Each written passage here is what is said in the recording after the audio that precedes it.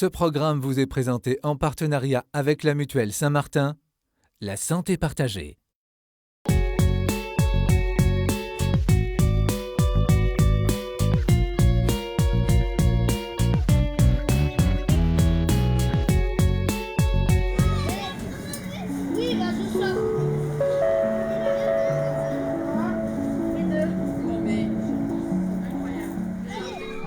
Anne-Emmanuelle et Clémence sont belles-sœurs et habitent à quelques rues l'une de l'autre.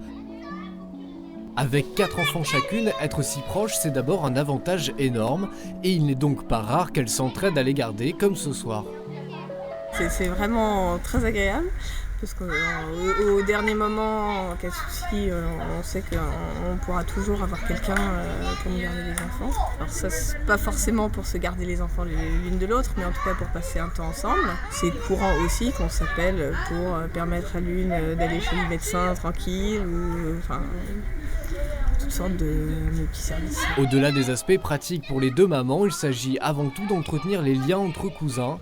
D'ailleurs, elles portent la même attention vis-à-vis des autres enfants de la famille, souvent plus éloignés. Je dirais que même avec les cousins qui n'ont pas cette proximité, il y a une réelle importance des cousins. On leur en parle, ils les voient régulièrement aux fêtes familiales, etc. Mais il y a vraiment quelque chose d'important dans le lien de cousins.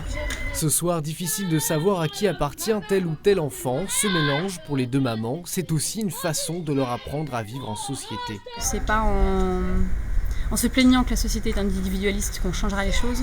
C'est en apprenant à nos enfants que oui, c'est bien de partager, c'est bien qu'il y ait des copains qui viennent à la maison, c'est bien qu'on se voit entre cousins. C'est pas pareil, mais c'est pas grave. Une découverte autre de jeux, une découverte autre de mentalité aussi, avec aussi cette espèce d'indulgence et de compréhension qu'on a dans le cercle familial et qu'on n'a pas dans un cercle amical élargi. La famille complètement renfermée sur elle-même, c'est un peu, ça manque d'oxygène. Ce qui donne de la sécurité, c'est avoir des repères, c'est savoir sur quoi on se construit et d'où on vient. Et donc ça, c'est aussi la famille. Les enfants ont besoin d'autres modèles, mais en s'appuyant sur des figures extérieures. Et si c'est dans la famille, ça peut être quand même quelque chose d'assez intéressant.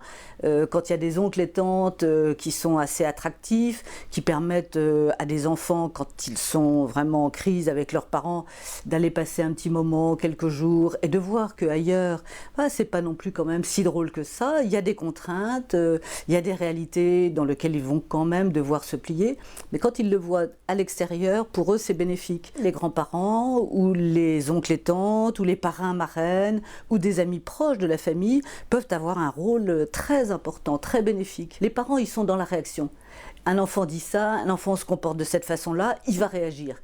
Parce que c'est affectif, ce sont ses tripes, il est tellement impliqué qu'il a du mal à prendre de la distance. Quand vraiment des enfants qui maintenant sont devenus adultes ont baigné de familles chaleureuses qui les ont étayés dans leur construction, ils ont envie de continuer à transmettre ça à leurs propres enfants. Et donc ils vont se donner du mal. Et maintenant, il y a les moyens de communication. Et ces moyens de communication, quand les gens sont motivés, quand parents, grands-parents, petits-enfants ont envie de continuer à développer des liens, ça, c'est une source vraiment intéressante pour continuer à se connaître, à se parler.